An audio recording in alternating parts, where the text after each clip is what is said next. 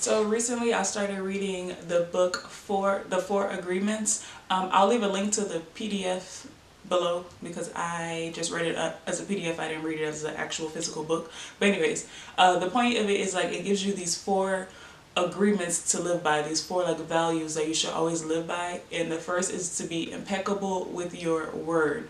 I feel like that's really important because what we say really matters. You know how we always hear the cliche, life and death is in the power of the tongue? Okay, well that is actually literally like true, and we don't even think about it. We just kind of hear that and we're like, you know, yeah, whatever, I've been hearing that. But it really is true. Like what you speak is what you are, is what becomes, is what manifest. Y'all like to use the word manifest. What you speak is really what comes into fruition in your life. So be impeccable with your word. Only speak positivity. He even talked about like what you say towards other people. Like when you're gossiping about people, you're putting like spells on them, and that becomes who they are. Or what like you're putting stuff, negative energy onto someone else. And if you believe in karma, I mean, that's going to come back to you. What you put out into the world comes right back to you. So just be impeccable with your word. The second one was don't take anything personally. Like don't take anything personally at all. When people do bad things to you, don't take that personally. If someone insults you, don't take that personally. He even said if someone compliments you, don't take that personally. Which is really crazy to me because if someone tells me I'm pretty, I'm taking that personally. Like, but he was like, people really put their projections onto you. So mostly with negative things. If someone calls you ugly, it's really because they feel ugly inside. So don't take anything personally and don't make assumptions. I feel like that is a really important one for this whole single and unavailable thing. When we talk about getting into dating, or like when we're getting our feet wet in the dating scene, do not make assumptions. You will get into really big trouble when you assume that the other person knows what you want, or when you just make assumptions about a relationship that you're not in. Situationships, we're going to talk about that. That's actually going to be either the second episode or the third episode. But situationships are assumptions. Essentially. So don't make assumptions about anything. Never stay too long in the gray area. So you never want to make assumptions. You want to know cut and clear what it is. Whether that's in a relationship, you're asking, yo, what are we doing? Are we chilling? Are we dating? Are we together? Are we not?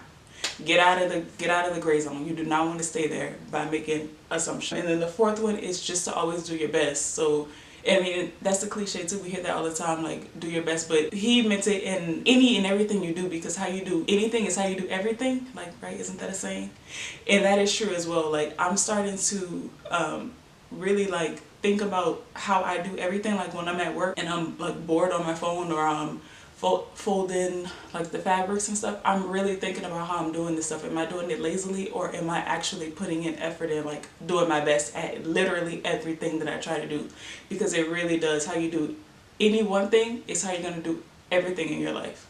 And I truly feel like a lot of things that I do in life are lazy. Like, I feel like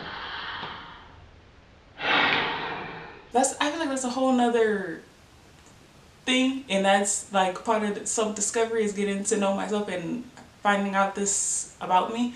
But I feel like everything that I have done up until this point has been like lazy. When I think back to high school and like I played basketball, I was really good without trying. So it was like I didn't have to practice that hard because I'm already better than most people. So it's just like that mindset went into my everyday life. Like, I didn't really have to try that hard because I'm already kind of doing good. I know I know that sounds like really cocky or really bad, but I mean, that's the truth. So I'm really starting to like slow down and look at how I'm doing things to make sure that I truly am doing my best in everything.